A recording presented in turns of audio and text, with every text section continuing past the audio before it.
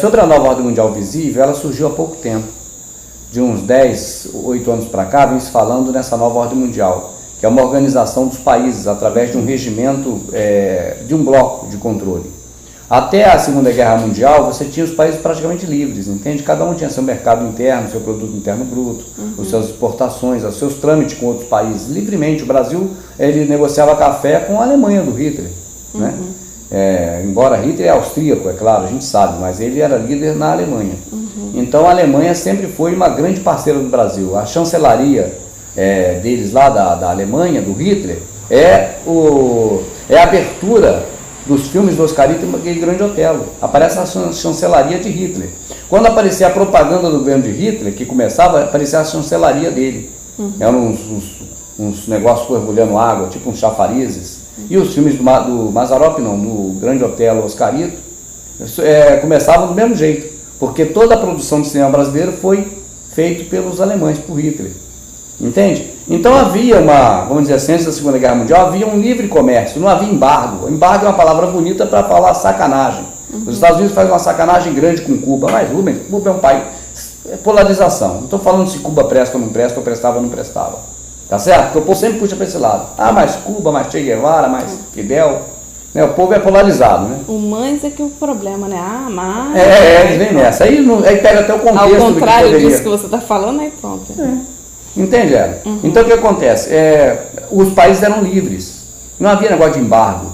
Hoje com a Venezuela, com não sei quem, né? com a Rússia não, que eles não se metem, com o Iêmen, enfim.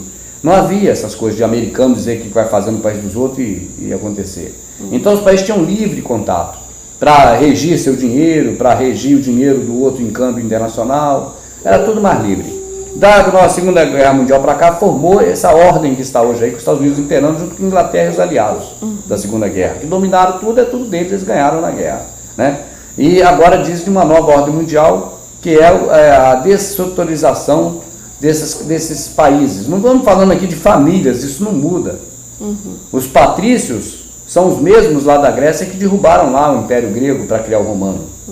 A família patrícia. Daí o termo patricinha. Então o que acontece? Isso não muda, são famílias. Entende? Nós estamos falando de questão de chapa branca, de governo administrativo, político, regional. Então agora estão mudando o eixo, eles mesmos estão mudando o eixo para a China e Rússia. Mas para o povão parece que a China e a Rússia é que está derrubando os Estados Unidos. Porque um país é igual um time de futebol, um quer ganhar do outro. E na verdade não se trata disso. Tá certo? Numa esfera menor, você tem um assunto do final do vídeo passado, do país que começa com U e o país que começa com R. Mas isso é numa esfera menor. Nós não estamos falando isso na questão do globalismo, dos interesses globais. Estamos falando de situações menores. É tipo assim, vamos falar lá do Lula e do Bolsonaro. Tem uma briga deles lá, Lula e Bolsonaro, na campanha eleitoral. Mas também tem uma briga de quem vai entrar de empregado num governo ou no outro. É uma briga de cachorro pequeno, de cachorro menor, entendeu? Entendeu o que eu estou falando? Porque tem interesses de várias escalas ali, de vários níveis, né? Então, do mesmo jeito, numa escala menor tem as diferenças lá entre U e R. Todo mundo está a favor de U, mas analisa para ver se U nesse contexto menor.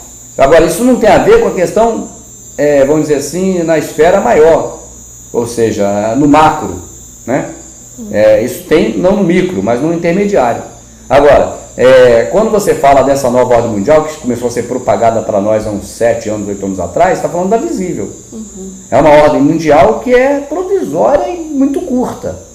Não é a nova ordem mundial que George Bush falou nela. Não é a nova ordem mundial que David Rockefeller defendia até morrer. Não é a nova ordem mundial que Henry Kissinger deu formatação a ela.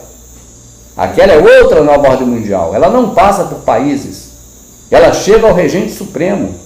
Regente supremo é o anticristo, que é o antimessias, porque Cristo é uma palavra grega. Entendeu? Então tem a nova ordem mundial visível, que é o que está se propagando por aí, que é uma organização do mundo aí que deve durar muito pouco. Não é o que a gente fala, e tem a que a gente fala que o povo que assiste a gente conhece. Então foi a nova ordem mundial.